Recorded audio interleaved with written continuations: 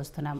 దానికి free bus నుంచి మొదలెట్టారు. అక్కడ నుంచి ఫ్రీ కరెంటు అండ్ 400 రూపాయల గ్యాస్ సిలిండరు, రీసెంట్గా నిన్న మొన్నలో రైతు రుణమాఫీ, ఇవన్నీ చేసుకుంటూ వస్తున్నాం. కాబట్టి మేము పాలనలో దూసుకెళ్తున్నాము. అండ్ ఎస్పెషల్లీ ఇచ్చిన హామీలను కాంగ్రెస్ పార్టీ, సోనియా గాంధీ కుటుంబం ఇవన్నీ కూడా మాటిస్తే ఎట్టి పరిస్థితుల్లో నిలబెట్టుకుంటారు. అదే జరుగుతోంది అని చెప్పుకుంటూ వస్తున్నారు. దీంతో చాలా జోరుగా ఉంది కాంగ్రెస్ పార్టీ అనేది.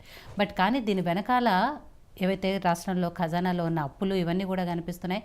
అండ్ మీరు చెప్తున్న ఆ పథకాలన్నీ కూడా పైకే తప్పితే గ్రౌండ్ లెవెల్లోకి వెళ్తే మాత్రం ఎవరికి రావట్లేదు. పైన ఒకళ్ళు ఇద్దరికి ఇచ్చి సరి చెప్పుకుంటున్నారు తప్ప నిజంగా వాస్తవానికి క్షేత్రస్థాయిలో ఇవి పూర్తి స్థాయిలో అమలు కావట్లేదు అనే వాదన ఉంది. సరే, మొత్తానికైతే మీరు చెప్తున్నట్టుగా జోష్ మీద ఉన్నామన్నారు కాబట్టి మీ జోష్కి కారణాలు ఏంటి?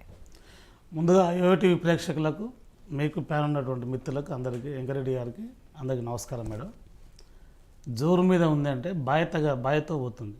చాలా వరకు కూడా అందరూ అన్నోలే, మేము కూడా గతంలో కూడా అన్నోలేం, ఏమి పార్టీ ఉండదు, ముఖ్యమంత్రి గారు మారుతారు, ఇది 6 నెలలే సంవత్సరమే అని అన్నటువంటి పరిస్థితుల్లో మరి రోజు రోజుకు పాలన మీద దక్షత, పాలన మీద ఒక పట్టు, విషయాల మీద అవగాహన, అన్ని వర్గాల మీద మరి అవగాహన, అటు జనాభా బీసీ జనగణన కావచ్చు, ఫస్ట్ దాన్ని మొదలుపెట్టుకొని మిగతా బస్సుకు సంబంధించి ఫ్రీ బస్ సంబంధించి పెట్టుకొని ఉద్యోగాలు కూడా ఎమ్మటే ఒక 5 డిపార్ట్మెంట్లకు వేయడం. దానిలో భాగంగా నిన్న 18 తారీఖు నుంచి కూడా నడుస్తున్నది డిఎస్సి. అదేవిధంగా మళ్ళీ నిన్న కూడా మరి ₹1,00,000 ఏకదాటిగా ₹1,00,000 రుణమాఫీ. దాని తర్వాత మళ్ళీ రేపు 15 తారీఖు లోపల మళ్ళీ 2 లక్షలు చేసేటువంటి అంశాలు కూడా 1 by 1 ఒకటి వెనక ఒకటి ఒక ఆలోచనతోన, ఒక విజ్ఞతతోన వెళ్తున్న పరిస్థితి. ఎందుకంటే ప్రతిపక్షాలు అన్నటువంటివి అంటనే ఉంటాయి, కానీ ఎంత అంటుంటే అంత గట్టిగా అవుతున్న పరిస్థితి. ఈరోజు కూడా గోపంపల్లిలో మరి 28,000 కోట్లతో మరి బ్రిడ్జ్ని కూడా ఏర్పాటు చేసుకోవడం జరిగింది. ఆ గోపంపల్లి తాండకు సంబంధించి ఐటీ కారిడార్కు సంబంధించినటువంటి అంశాలు. అంటే ఇవన్నీ కూడా ఒక 7 నెలలనే ఏది సాధ్యం కాదు, అయినా కూడా ఒక ఛాలెంజ్గా వెళ్తున్నటువంటి పరిస్థితి మనం కూడా గమనిస్తూనే ఉన్నాం. ఈరోజు మనం కూడా గమనిస్తున్నాం. గత ప్రభుత్వాలు ఉన్నటువంటి సమయపాలనకు, ఇప్పుడున్న సమయపాలనకు ఇంకా కొద్ది సమయంలోనే ఇన్ని విజయాలు సాధించిన పరిస్థితి. ఇంకా రేపు సమయం ఉంది. ఆ సమయంలో ఇంకా మంచి ఫలితాలు వచ్చేటువంటి అంశాలు ఉన్నాయి.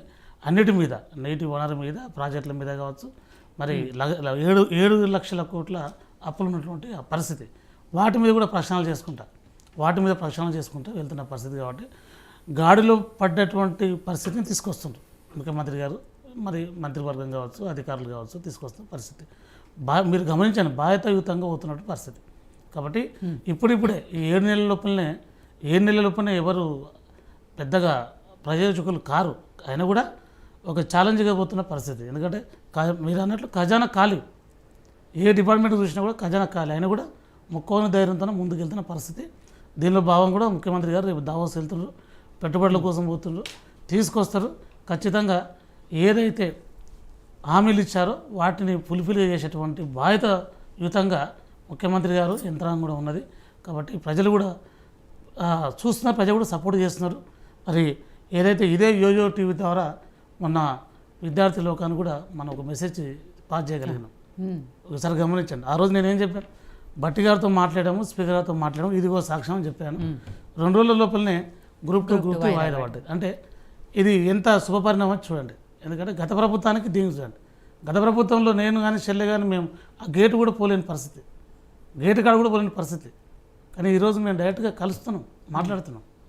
ఆ రోజు మేము చెప్పాము, మీ యూటీ ద్వారానే చెప్పాము, గ్రూప్ 3 ఖచ్చితంగా వాయిదా పడుతుంది, డిసెంబర్ కల్లా పెడతాము అని చెప్పాము. ఆ మాట మీదనే నిలబడ్డది, ఆ మాట మీదనే నేను వాయిదా వేసింది. అంటే మేము కూడా విజయగర్వంతో ఏదైతే విద్యార్థి లోకానికి మీ ఛానల్ ద్వారా మేము మాట ఇచ్చామో మేము గర్వంగా ఫీల్ అవుతున్నాం. కాబట్టి మా మాట కూడా ఉద్యమకారులు, ఒక దళిత నేతలు, మరి అపారంగా ఈ విద్యార్థి లోకం మీద పోరాటం చేసినటువంటి విద్యార్థి లోకం మీద ఆ సానుభూతితో ఉన్నటువంటి పరిస్థితుల్లో ఈరోజు విజయగర్వం అది. కాబట్టి విద్యార్థి లోకాన్ని చెప్తూనే ఉన్నాం, మాలాగా మీరు నష్టపోకండి, అవకాశాలు మెండుగా ఉన్నాయి, చదవండి, ఎగ్జామ్ రాయండి, జాబ్ కొట్టండి అనే అంశం మీద నడుస్తుంది. కాబట్టి 1 by 1గా వెళ్తున్న పరిస్థితుల్లో ఇంకా చాలా అంశాలు ఉన్నాయి, ఇంకా ముందర ఇంకా చాలా ఉన్నాయి. ఇది ఒక్కటే కాదు, ముందర చాలా ఉన్నాయి. కాబట్టి వాటిలో మీరు నమ్మరు మేడం, 1:30 వరకు కూడా మంత్రివర్గం సమీక్షలు చేస్తుండ్రు. ఇప్పుడు ఈరోజు నైట్ వరకు కూడా శేర్బాబు గారు మీరు చూడండి, ఓ ఛానల్ పంపించండి 12 దాకా ఉంటాడు సెక్రటరియట్లో. అంటే ఆ విధంగా పనిచేస్తుండ్రు. చాలా మంది వరకు తెలియదు, బయట తెలియదు. ఇప్పుడు ఉత్తమ్ కుమార్ రెడ్డి గారు కానీ, వారు ఇక ఇరిగేషన్ మీద కానీ, అదేవిధంగా రోడ్స్ అండ్ బిల్డింగ్స్ మీద వెంకరెడ్డి గారు కానీ, అంటే మేము చూస్తున్నాం కాబట్టి చెప్తున్నాం. ఏదో కల్లుపల్లి మాటలు కాదు, రాజకీయ రకం కాదు. ఎందుకంటే ఇప్పుడు ఎలక్షన్ ఇట్లా లేవు. కానీ ఈ రకంగా ఉన్న పరిస్థితి ఛాలెంజ్గా తీసుకున్న పరిస్థితి, ఛాలెంజ్గా తీసుకోవాలి, చేయాలి కూడా. ఎందుకంటే తెలంగాణ ప్రజానీకం, తెలంగాణ బిడ్డలు, ఈ సమాజం బాగుపడాలంటే అవతల వాళ్ళు ప్రశ్నిస్తుండాలి, ఇతరులు పని చేస్తూనే ఉండాలి.